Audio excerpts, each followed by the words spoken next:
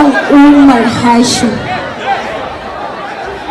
wai me yasa duk lokacin da na ba da sako na ce a ɗauko min kuɗi sai ka hana? Me yasa? To ai ranke daɗe, ni aiki nake a wannan ma'aikatar, kuma aikin da aka ɗauke ni shi nake yi, ko ba gaskiya ba? Saboda haka duk wanda zai fitar da kuɗi kowane ne sai na ga sa hannunsa sannan zan ba shi kuɗi kowane ne. Umar Hashim, kuɗin naka ne ko na gidanku ne ko kuma kana da gado da shi?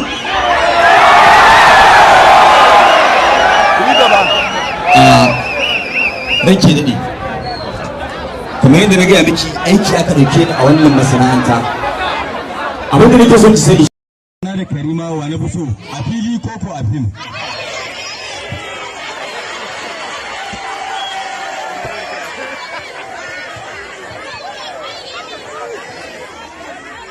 To a saurara, ba Nana ba Karima ba Nafisa ba, fiye ba Alhaji Matawalla ba duk wanda yake cikin izar su kowa ina son sa. Saboda abokanan sana'ata ne, kuma kowa ya sani, kuma suna bani haɗin kai lokacin da muke yin wannan aiki namu na izar su. Saboda haka kowa ina son shi, kowannen su, ko babba ko yaro ko mace ko namiji, duk ina son su. Na gode.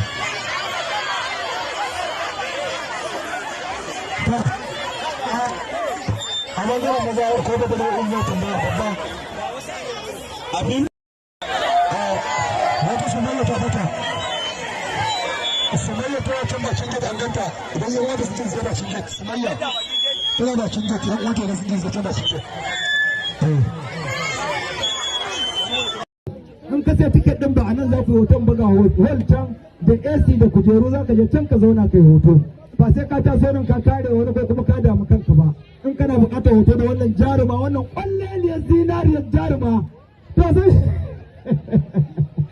to wai aka can tambaye ki, wai a cikin fim din Shu'uma, wai don Allah wannan abubuwan da kike yi wai kin koya ne tuntuni ko kuma a fim din ne Allah ya baki basirar da kike ta yin wannan abin kike jan hankalin maza? Bani dariya.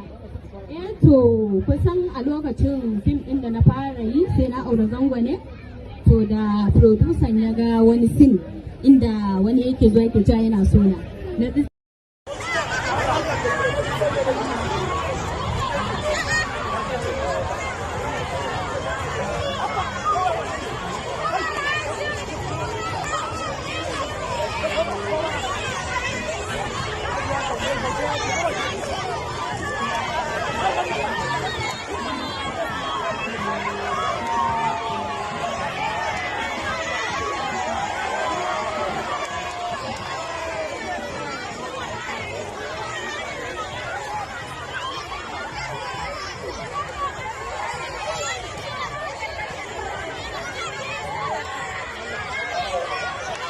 Hey, hey, hey,